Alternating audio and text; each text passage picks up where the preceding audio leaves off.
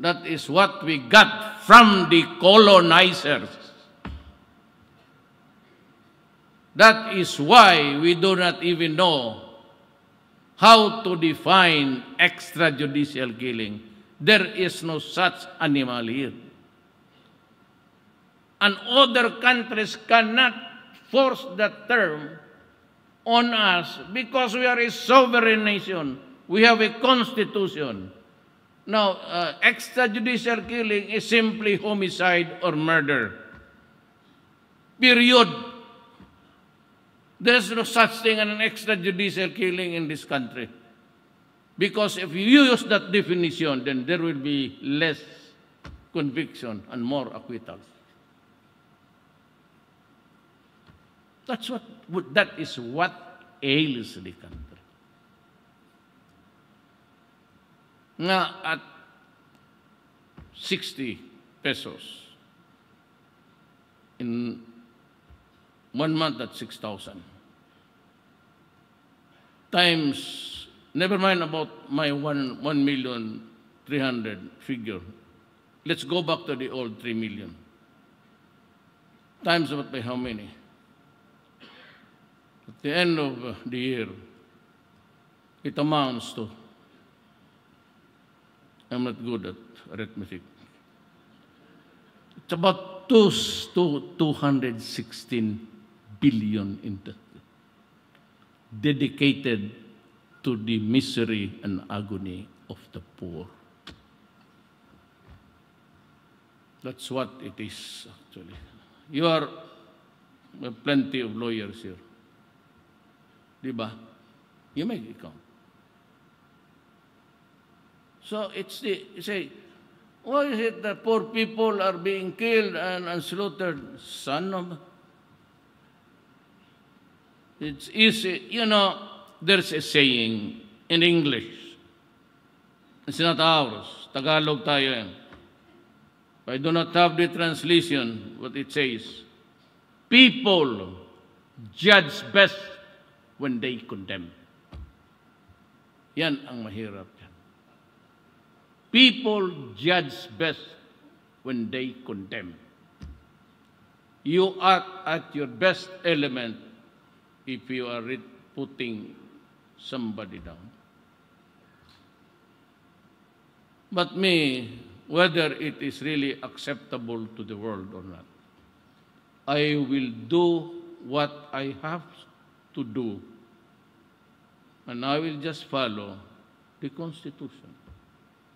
I have never ordered the killing of anybody kneeling down or with his hands up.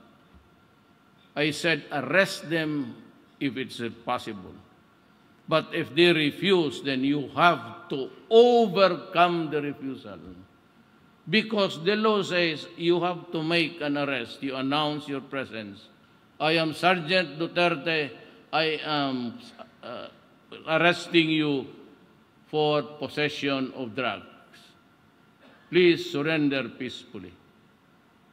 But as usual, I said, with so many of them with shrunk brains, they would always fight it out. So the law says you have to overcome the resistance because you have to place the person under arrest in the custody of the government. So you have to fight it out. You have to overcome the resistance and bring him to the judge issuing the warrant, or bring him to the station if there is no warrant for record and for investigation. And if there is a resistance that would place the life of a peace officer, then he has the option to defend himself. Now you saw on TV how our policemen behaved. There was this drug addict caught on camera walking around the neighborhood with the knife. When the police came, I suppose you saw that. Napanood ba din yun? Tapos, sa TV, ABS-CBN, he started to threaten everybody and the policeman came, pointed his gun and said, surrender. The idiot never surrendered. He went directly to the policeman and started to, nakita ba niyo yun? And the policeman was trying to hold the knife. And so he had a slash wound here.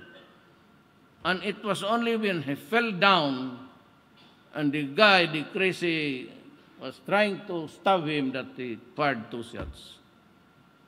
That was the behavior of a peace officer in this land. Fortunately, it was caught on TV.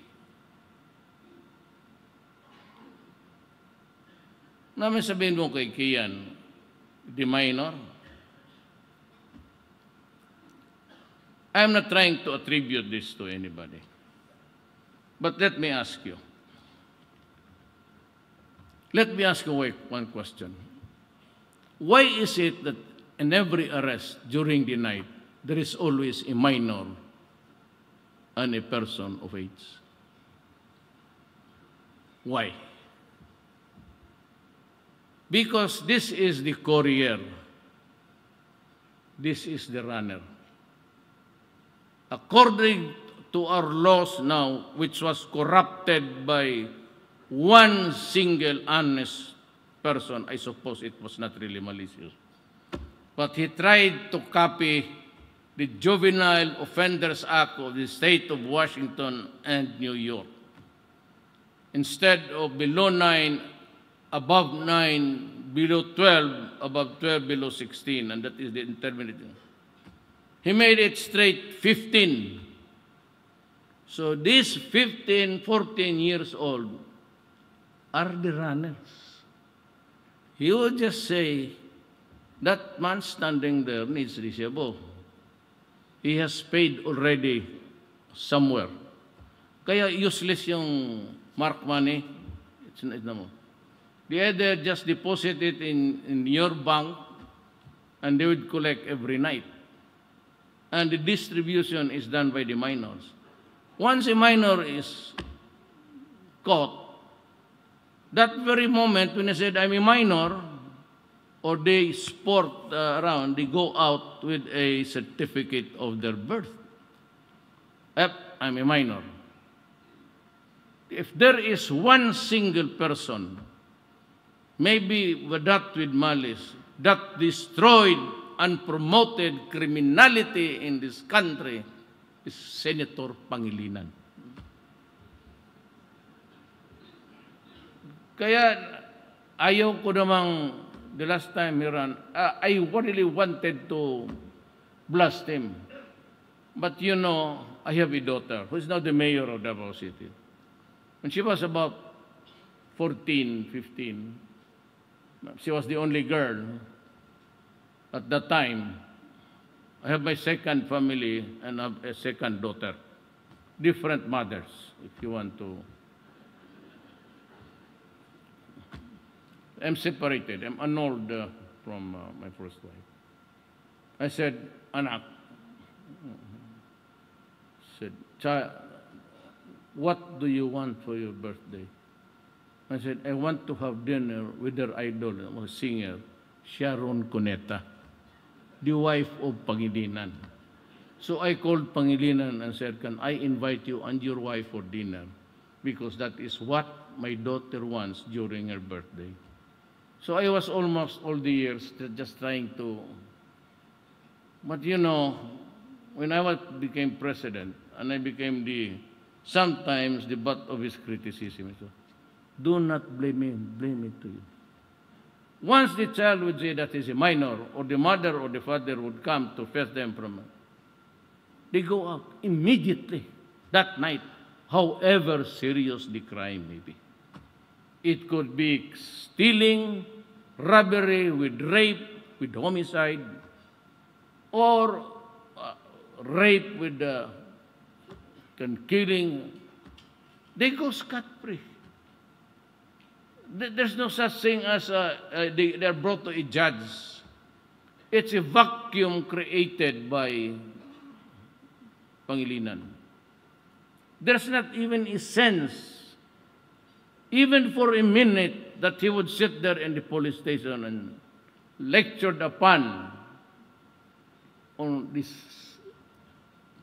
sense of accountability or to account being responsible for an act.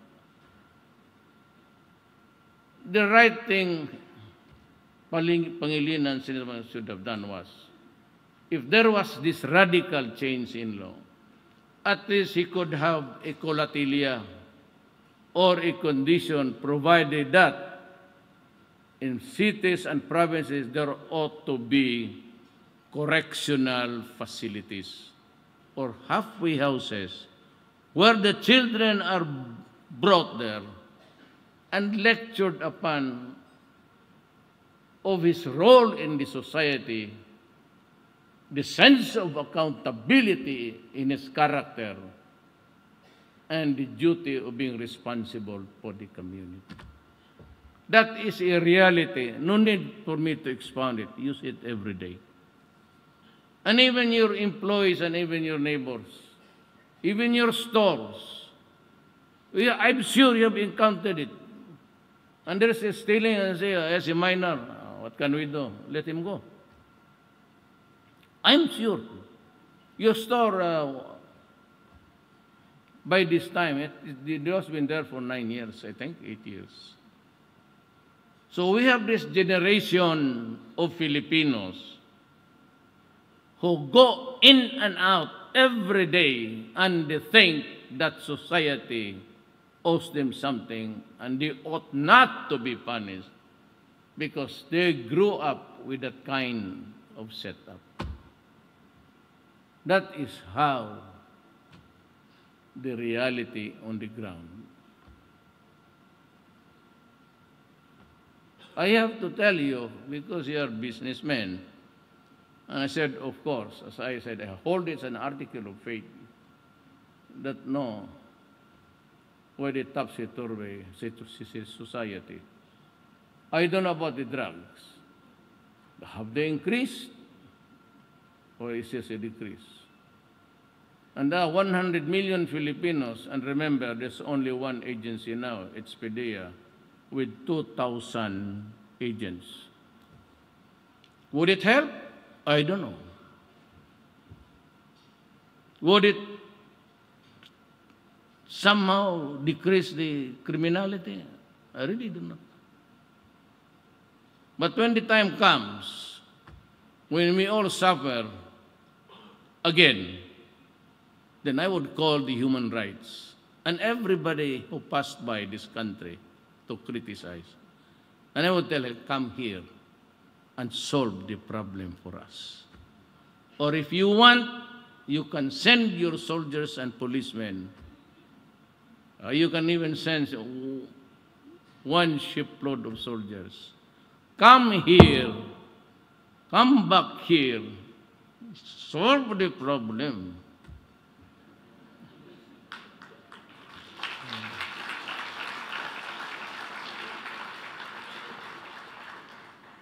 And you know that that is the real story. All of you know.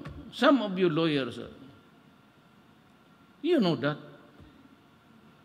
But nobody is expressing it, my outrage. But what is really very painful to me, I don't care if you think that it's a pretended sympathy or sentiment. You know, there are a lot, 2 million Filipinos out there, some, or most of them in the Middle East. And that is why I was very careful. That's why it took us 3 months. Because I did not allow the army to bomb the shrines and the mosque. And I said, remember that there are 2 million Filipinos spread all over the world. And some of them, or most of them, are deployed in Muslim countries. Do not do a precipitate thing that would place them in jeopardy. That's why we tried to just sneak out, but to no avail. I've lost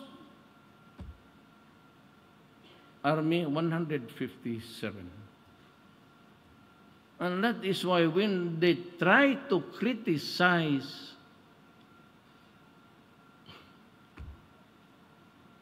the raids and everything,